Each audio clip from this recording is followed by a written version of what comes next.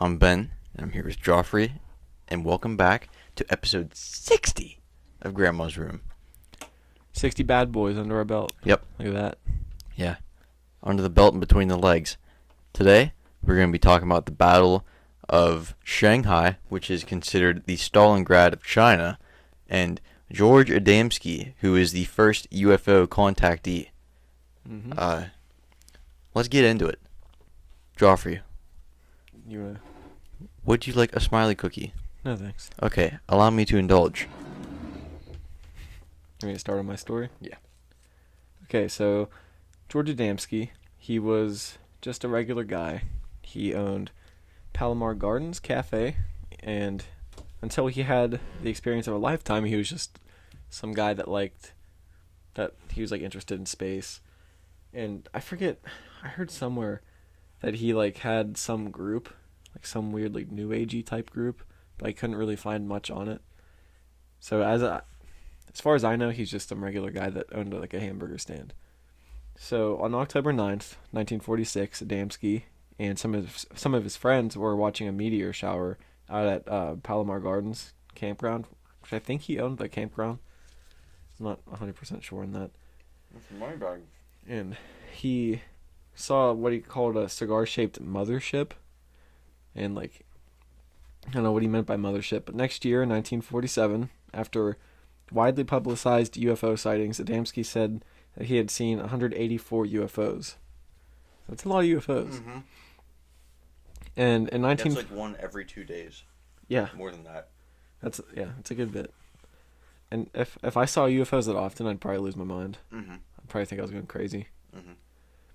And so in 1949, he started giving UFO lectures to civic groups and other groups in Southern California, where he spoke about things such as the government establishing the existence of UFOs, which 2 years earlier, by their apparently they tracked their radar. On their radar, a 700-foot-long spacecraft on the opposite side of the moon. Which I don't know. I should have looked into that. I didn't see anything. It sounded kind of crazy. He also said science knows that all planets are inhabited and the canals on Mars were man-made. So he's out there. He seems like the Mount Shasta type guy. Do you know about Mount Shasta? It's a place in California, I think, but somewhere on the West Coast. I'm not sure what state it's in, but it's a huge New Age center where people are just the UFOs and the vibrations, those kind of people. If I'm being honest, I thought you were talking about the nudist colony on GTA 5. No, I'm not. That mountain. How's your cookie? Okay. So, then on November 20th, 1952, Adamski's life was changed. Forever. Him and his friends were in the desert near Desert Center, California, where they saw a huge submarine-shaped object in the sky. So it wasn't your typical disc. It was he said a submarine shape. And for some reason, he thought the craft was looking for him, so he broke off from his group and went a little deeper into the desert. He was like, you guys stay here. I think his excuse was, don't come with me. I want you guys to be safe. I'm going to go out and search for it alone so you guys don't get hurt. So he said that he saw a scout ship, and it was made of a translucent type metal, and it landed by him. So broke off from this group, goes out into the desert. They don't see him, and he's just I saw this ship. The metal was translucent, and then he came face to face with who was flying it. The alien's name was Orthon, and Adamski said, quote, "The beauty of his form surpassed anything I had ever seen, and the pleasantness of his face freed me from all thought of my personal self. I felt like a little child in the presence of one with great wisdom and much love." So, back, New Agey. Love is powerful. It kind of seems like it's heading towards that type of story. The story's cool. I forget if it was George Adamski, but I heard some story, and I'm not going to get into this any later in the thing, so it's not foreshadowing any of my research. I could have sworn that I heard a story that the alien he met was just he would go to the Pentagon, and the Pentagon knew about him, and he was advising people in the Pentagon, and he had his own apartment in the Pentagon, and everything. Very strange story. Is that your second cookie? Oh, it's 31st? That's your third cookie. Damn. So anyway, he said that Orthon's skin was soft as a baby, and he had sandy-colored hair that hung to his shoulders. It kind of looked like a male space Karen, I'm guessing. But when they communicated, Orthon said he was from Venus, so he was one of like the Venusians. He was from Venus, and he had a clear message for Adamski that humans should stop messing with atomic bombs before they destroy our entire planet. And back in like the 60s and stuff, back like during all the contactee stories, that was a huge thing in their stories, was like the message that you guys need to stop using atomic bombs. So after this, Orthon said, "Boom, boom," to like make his point. And I don't know, does the guy just know English? He just showed up on Earth and started speaking English. Yeah. I don't know if it was one of those things where like they communicated through their minds, but then he said "boom, boom" afterwards. So Orthon also refused to be photographed, which seems pretty convenient to me. George Hunt Williamson, who I think was with Adamski's group at the time, like when he split off and like went down by himself, he said, Williamson took plaster casts of Orthon's footprints after he left, and they said they contain strange symbols, which Adamski said was a secret message from Orthon, like in his footprints. He like, why not just tell him while he was, So before Orthon left, he asked Adamski for a blank photo plate, which Adamski gave him. And I think it's pretty much just like film before film was a thing. Like that's what you'd print pictures on, I'm not sure. And on December 13th, 1952, he gave it back to Adamski, and when it was developed, it also contained strange symbols, which he also said were in the message. I don't know how many times I tried finding like the actual story. Like I googled like a motherfucker trying to find the whole actual story like throughout his life, and I think you have to buy his book to get the story because he wrote 2 books. So I couldn't find, and I was already so deep in my research I didn't want to just stop and find another topic. So I might do the actual like long story someday, like buy his book or something. But this is just the lowdown. So after the photo plate, is that your fourth? Nice. After the photo plate was given back to him and had the symbols, George Adamski told the world what happened, and he became the first famous alien contactee, which is like a phenomenon back in the day. You look miserable. And in 1953, Edward J. Ruppelt said he was from Project Blue Book. Do you know what that was? It was the Air Force's like UFO program. He stopped at Adamski's restaurant while he was selling UFO pictures. So Adamski was profiting like crazy off of this. And he seemed to be making a lot of money off of the UFOs, like in total. Ruppelt also spoke to Adamski when he was there. He went in civilian clothes. He didn't like show up dressed like Air Force. He wanted to see what he was just telling normal people. And in Ruppelt's 1956 book, it's called The Report on Unidentified Flying Objects, he wrote, "To look at the man and to listen to his story, you had an immediate urge to believe him." And he also said that Adamski had the most honest pair of eyes he had ever seen. But he also didn't believe him. So he said, like, I guess, he said something about it. Adamski seemed kind of pitiful. Like, you wanted to believe him. I don't know if it's because you felt bad for him or what, but he was like, I don't believe him. Like, you wanted to, but the story was just so insane. So he didn't believe him, but he was impressed, and he said, as I left, he was graciously filling people in on more details, and the cash register was merrily ringing up saucer picture sales. So I think I'm leaning towards that he didn't see anything, and he's just making a ton of money off of it.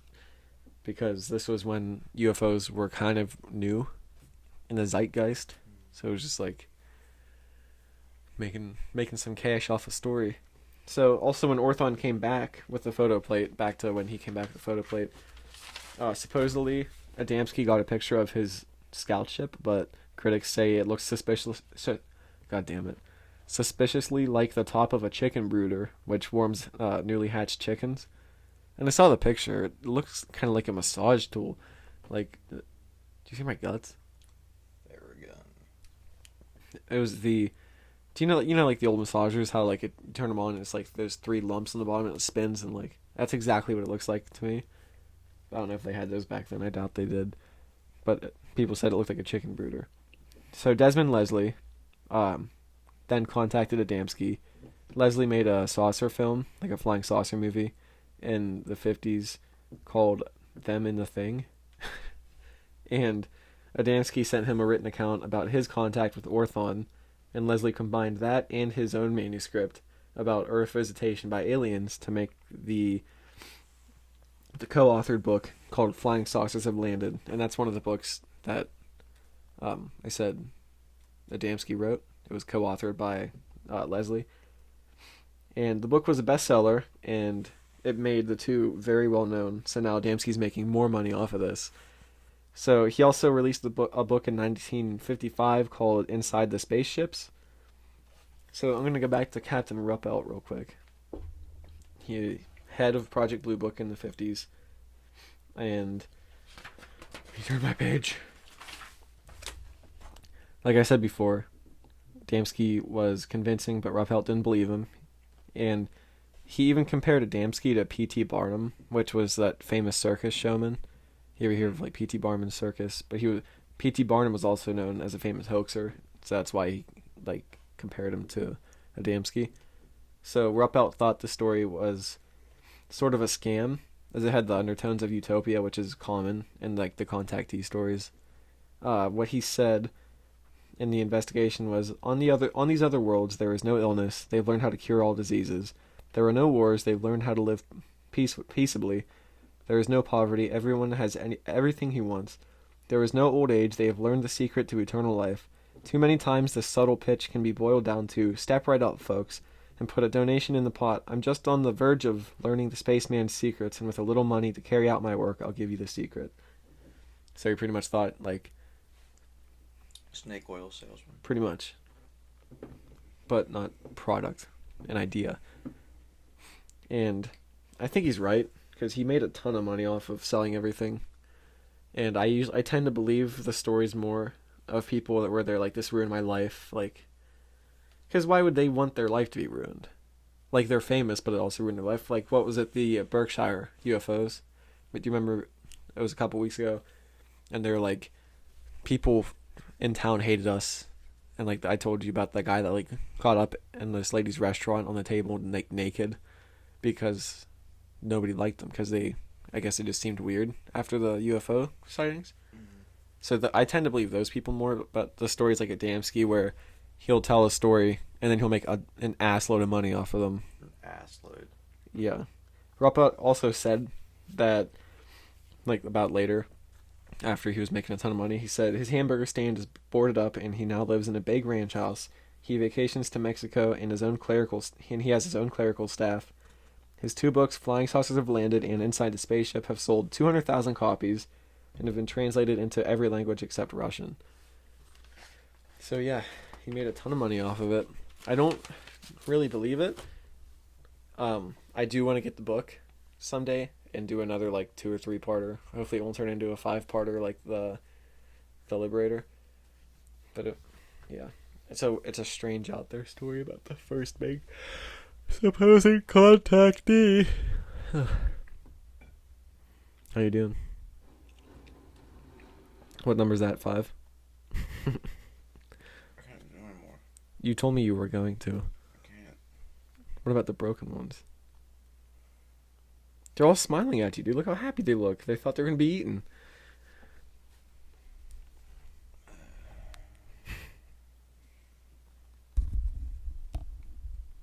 Good? I don't feel good. So you still going to do your story? Mm-hmm.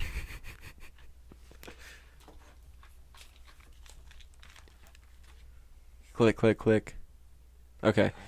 Yeah, back when we first started this episode, the mics were making a weird clicking noise. I think they stopped. Dude, you look like you're half dead right now. Fucking covered in crumbs. I don't feel good. How you gonna go to work today? Filled with 12 cookies. I don't know. You're not even halfway done, dude. Don't remind me. Okay.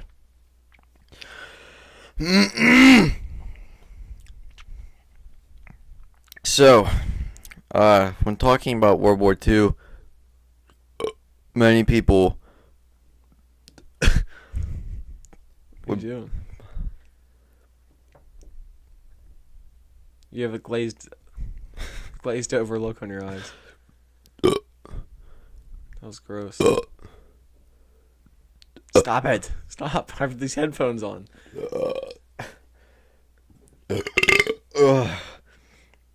While talking about World War II. Many people would think of Europe or Africa or the Pacific, but no one remembers about China. And China was not nearly as modern compared to the superpower that it is today. So it was fighting the Japanese, and they were ass compared to them. But they fought. At the turn of the century, China was crumbling from nations putting pressure, like colonization, like they wanted to split up China. China was finally united as one country in the 20s. And when the Chinese National Party brought together the individual dynasties. And in 1932, Japan, who was much bigger, not bigger, but they're stronger than China, invaded Manchuria. And China signed a treaty with Japan that recognized Japan's superiority. So they're like, hey, we're better than you. Don't try and pull any sneakies on us. And so to give a little insight about the battle itself, Shanghai was a very important city. It was a port city, so that's number one. It not only led to inland China, but it was also controlled by like Western countries as well as Japan. So like you have like all these people except the Chinese running Shanghai. And in 1937, Japan pretty much invaded northern China after years of skirmishes between the nations. And the same year, a Japanese lieutenant tried forcing his way into Shanghai airport where Japanese personnel weren't allowed. And it ended with the lieutenant shooting the Chinese guard standing outside the airport, telling him he couldn't come in. And yeah, so that started like a big fight. And Japan ordered Chinese troops to be removed from the city, but instead Shanghai saw even more Chinese troops as a result of what happened. And fighting started on two fronts on August 13th to try and like take away numbers from the Japanese. And even though China had a much larger, or had much larger numbers than the Japanese, they lost a lot of soldiers because the Japanese had a lot newer equipment. Like the Chinese were like just running in with like guns and like rifles and bayonets, and the Japanese had like tanks and like machine guns and shit. And the Chinese troops, initially they were successful at repelling them, but it was not far enough, like at the edge of the ocean. And after what was supposed to be an easy amphibious Japanese landing outside of Shanghai, Japanese soldiers were met with overwhelming Chinese forces in like all these villages. So they would take each village one by one, and like everyone like dug in, like had like trenches and shit.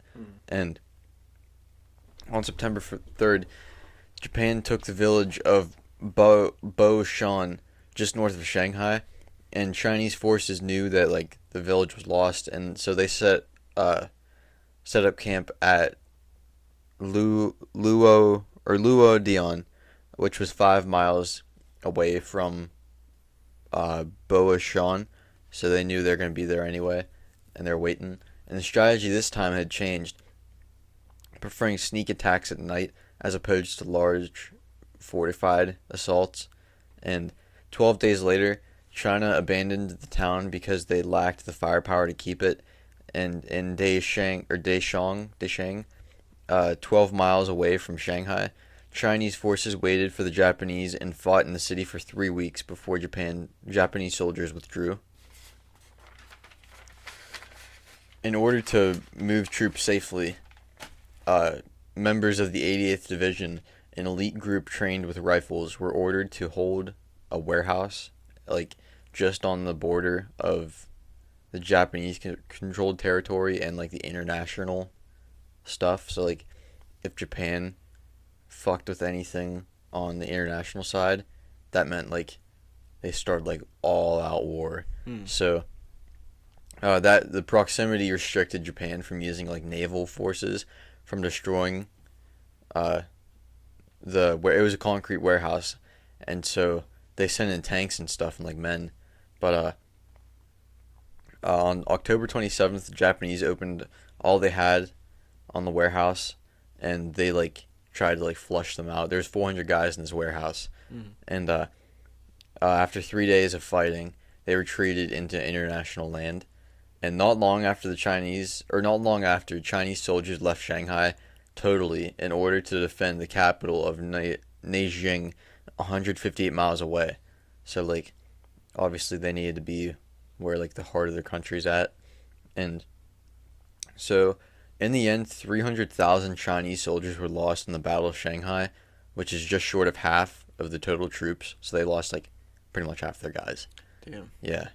And despite losing, China bought itself enough time to move their industry further inland. And this was, like, they lost the battle, but it was a morale. It was a morale booster, because before, like, China was, like, being a pushover, and now they're like, hey, Actually fought back. Yeah, they showed they can, stand up to bigger countries. And I pissed off Japan because of how many men it took. I didn't see how many Japanese guys it took to, or how many died. But yeah, they were upset because they thought, oh man, this is gonna be a cakewalk. It wasn't a cakewalk. It was not. No. It was like a sticky rib walk. Yeah, a sticky rib walk. I heard stories of when they invaded Shanghai, and I think there was, like, American and people and everybody there, because, like, at the time, China was, like, an ally of the United States. Are you sure? I thought they were. Well, I know that Germany gave something to China. I just know that there was, like, Americans and other civilians there, like, I don't know if they were doing business or what, or, like, vacationing. Oh yeah, it said in the international part where, like, they weren't attacking. People were just watching all the battle unfold. That's fucking it was, like, crazy. people eating dinner and stuff. And Yeah. just watching the battle. That's insane. That's like what happened in the Civil War. That would happen. People would literally take Run. picnic baskets out to the hills and just watch the battle. My aunt lives, like, 5 minutes away from where that happened. It's so weird. Do you think that would happen today? Absolutely not. People would just, like, sit out and watch. Well, today, it's not like you know where the enemy's at, and if you need to run. Yeah, I guess it would be different. Yeah. Be more like guerrilla warfare, not just like two giant armies marching towards each Yeah. other. It'd be strange. So how about those cookies? Wait, are you done with your topic? Yeah, I'm done. How about those cookies? You have 2, 4, 7 left. You ate part of 6. No, this is 5. Wait, that's 2. No. Is there another one under here? Oh yeah, I overlooked one. Oh my god. So what's up, boy? What's been going on with you? Turmoil in my belly. Were you just ate spaghetti and meatballs like a dinner for breakfast? Yeah. Now And you garlic gotta- toast. Like full-blown Italian dinner. Yeah, it wasn't that good. I'm slowly getting more and more disappointed with Eaton Park every time I go. Because they won't accommodate? Is that... That's not what I was thinking, but yes, it's another story. One time we went, and I don't like eggs, and I'm sorry, I'll finish chewing. And so we go there, and I wanted to get like a breakfast special, and it had like 2 eggs, 3 pieces of bacon, French toast, and I like hash browns or something. And I said to the waitress, I was like, "Hey, can I get like the griddle smile or something like that without the eggs?" And she goes, "Oh no, we can't do that." I was like, "Okay, Jesus. So, Eaton Park does not accommodate. When you were telling that story, I just saw something from Popular Mechanics. Says the FBI was tracking Bigfoot. Says apparently the FBI really does have a file on everyone, including mystical creatures like Bigfoot or Sasquatch. Deep within the FBI's Freedom of Information library, you can track down the agency's file on Bigfoot. Files are released only when a subject is deceased, which not only points to the figure being real, but suggests the agency believes he's dead. I'm going to click on this agency's file of Bigfoot. I bet that's what Biden sent out the Secret Service to do. Go kill Bigfoot. Go kill Bigfoot. Disclaimer. I don't care. Get off my screen. Wow, there's a lot of marks on this page. We mean marks. Like, stuff crossed out, stuff underlined, like, signed over. Let's see. Dear Mr. Cochran, I thank you for your letter on September 10th, 1976. I'm writing again to ask you if you could...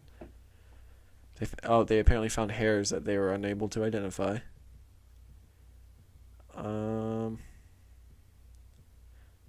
Briefly, we do not often come across hair which we are unable to identify, and the hair that we have now, about 15 hairs attached to a tiny piece of skin, is the first that we have obtained in 6 years, which we feel may be of importance. So then they have just like the Bigfoot Information Center and Exhibition. These are all FBI documents about Bigfoot. That seems ridiculous. And there's like a weird picture of one. And there's a strange picture that's not even comprehensible. I'm gonna eat your eyes, Mr. Smiley. What? I ripped out his eye. Oh, the cookie. Mm-hmm. The playing card escape. I'm just trying to fill some time with some weird shit. Let's talk about Afghanistan.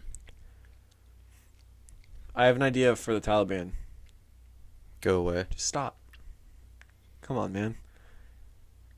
The CIA built a robot. Is that supposed to be a joke about the come on man? What? That's what he said in the debate. Oh, Do you no, remember I forgot that? about that. At the beach. Come on, man. Yeah, come on, man. I'm sorry. Or I'm getting political. Frig it. The Pentagon is possibly in possession of off-world vehicles. It's probably like an alien jet ski or something. Yeah, alien jet ski.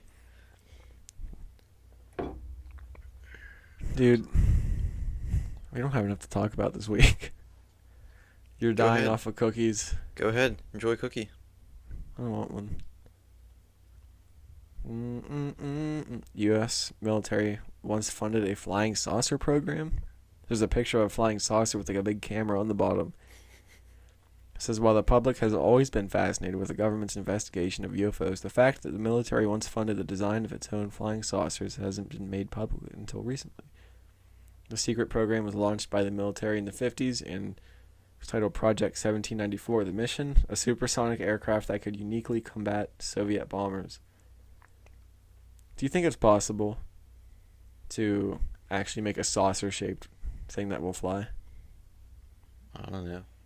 Like, it just spins so fast. What if it just spun so fast, like, they thought it was going to get off the ground and it just blew into pieces? Because doesn't that happen if things spin way too fast? They just kind of just rip apart? Well, yeah, like a fidget spinner.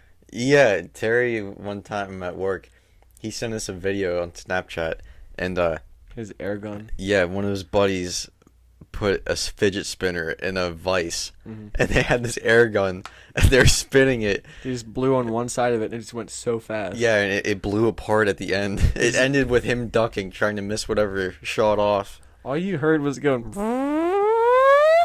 Yeah. You hear, like, pieces hitting other parts of the shop. I think I still have that video somewhere. I just can't look for it right now because we're being recorded from my phone. Yeah, actually, I'll try and find, if you find something to keep the air not dead. Dude, I have a fidget spinner somewhere in this house. I still have mine from New York. I have no idea where it's at, though. You still have the one from New York? Mm-hmm. Damn. That's the only one. No, you got me one for Christmas. last year or Like something. like a tennis ball and like a sponge or something. Yeah, Or no, I got you like ornament hangers yeah. and Right. No, that was a few years ago. You got me ornament hangers and toy cars, la- Matchbox cars. last year. No, 2 years ago. Oh, No, we were still living at the house in town whenever you got me that. wait, what? Where I got you what? Ornament hangers and toy cars. And like a thing of tennis balls. Yeah. Forgot what? Okay, what's up with the trend of people walking on like the milk crates stacked up? Honestly, I think I could do it no problem. I don't get what. No, I just don't get what's the challenge. Just try to get to the top. Yeah, make it back down without falling. Think well, just need balance. Yeah, I saw Danny Duncan do it successfully. Danny Duncan. I haven't watched him in a while. I watched him last night for the first time in a few months, yeah. I've been watching more Ross Creations. yeah, the vlog creation videos more. Yeah. Yeah, because I feel like he messes with people. But he it's not doesn't mean-spirited. Do it. Yeah, Danny Duncan. Or not, doesn't make the joke out of people. I feel like Danny Duncan does. He just does it to piss people off. Yeah, I feel like if like I was watching like he was like kind of being a dick to Keyone, and I was like I don't think I'd like hanging out with him all the time. Maybe it's just us growing up. Yeah, maybe. It's like man, he's really treating people like shit. Yeah. He does do some funny stuff. Yeah, he is funny. I just like the vlog creations videos better. I think Yeah. like where they put coal up in the roof. If you guys haven't watched these videos, look up vlog creations on YouTube.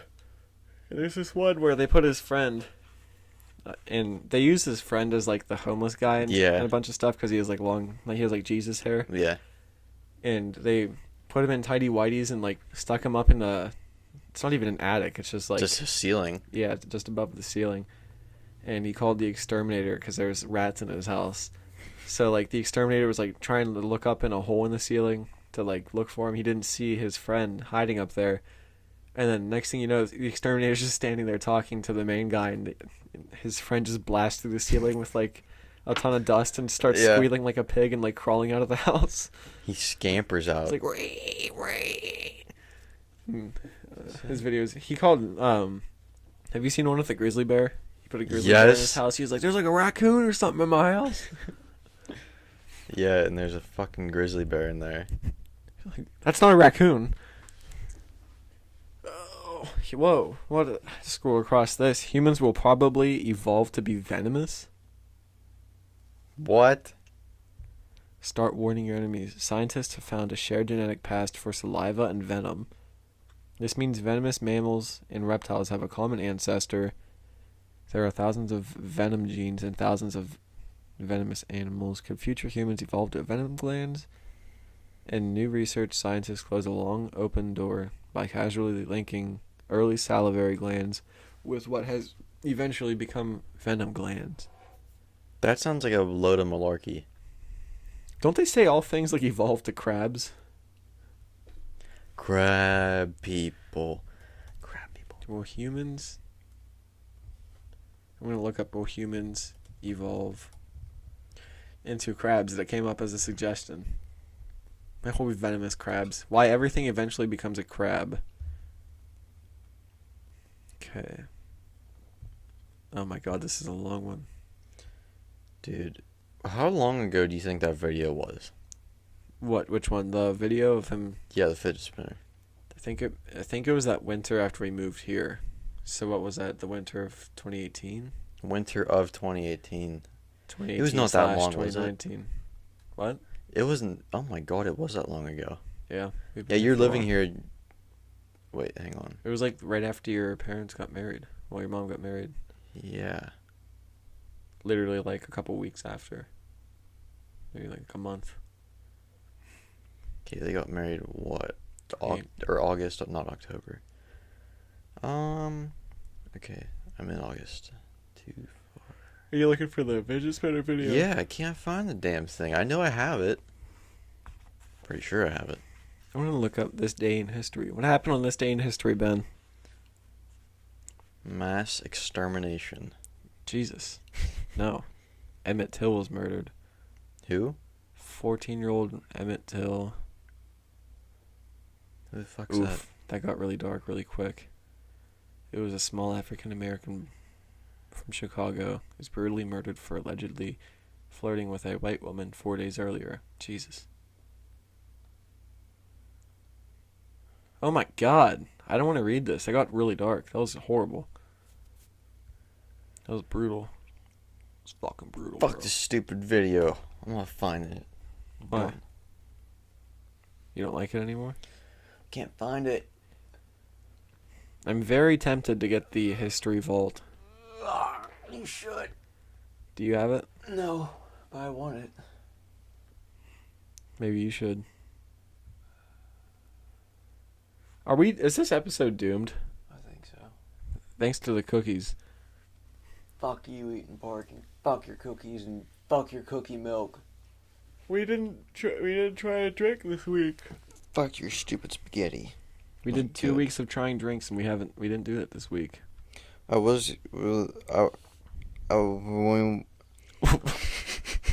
What?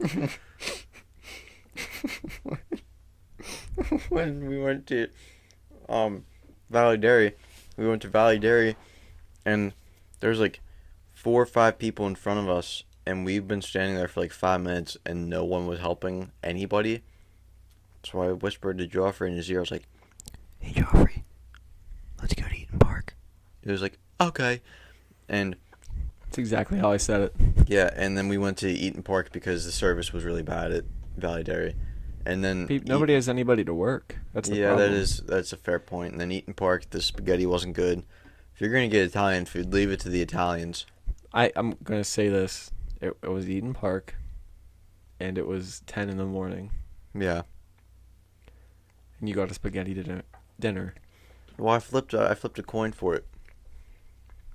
Yeah, I'm just saying maybe you shouldn't have had high hopes for breakfast spaghetti at a big chain restaurant.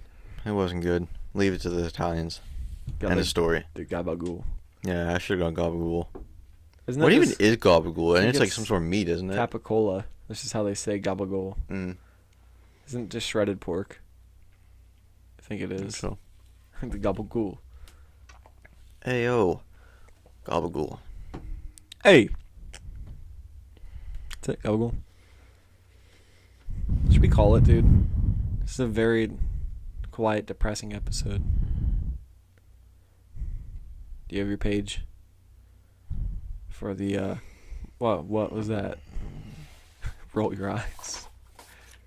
Sorry you tortured yourself with cookies. You Whose told me idea to. was this, Ben? It was your idea. It was not my idea. Yes, it was. You said you should eat all 12 of those on the episode today. Yeah, but you ate 4.5. No. Okay. You have 8 left, pretty much. Get to it. Fuck's sakes, where's that? I don't know. You can follow us, Rumble, Storyfire. I forgot to put the past couple up with Storyfire. Damn it, Bobby. Can't find it. Storyfire, Instagram, Facebook, Twitter, YouTube, We're Spotify. We're Grandma's Room Podcast on everything except Twitter. On Twitter, we're room_grandma. And then you can just pretty much find us anywhere. Instagram page, Grandma's Room Podcast, YouTube, Rumble, Storyfire. We're on a lot of I didn't get any confirmation about it getting on Amazon Music yet, but I'm hoping. So my fingers crossed. You can find us Stitcher, iTunes, Spotify, all that jazz. We have playlists on Spotify, which I'll go. I got it. Grandma's I have it right in front of me. Grandma's Crimbus Tree, Grandma's Saloon, Grandma's Trap House, Grandma's Guitar Case, Grandma's Opium Den, Grandma's Jukebox, Grandma's Clam Jams. Did you say Crimbus Tree? Yeah. Yeah, it's all of them. Thanks for listening to a shitty episode if you got this far. Thank you. Which I don't know why you would stick around this far. Because it was pretty much like 30 minutes of us at most actually on topic, and then we just kind of complained about cookies. So yeah, thanks. Cookie shenanigans.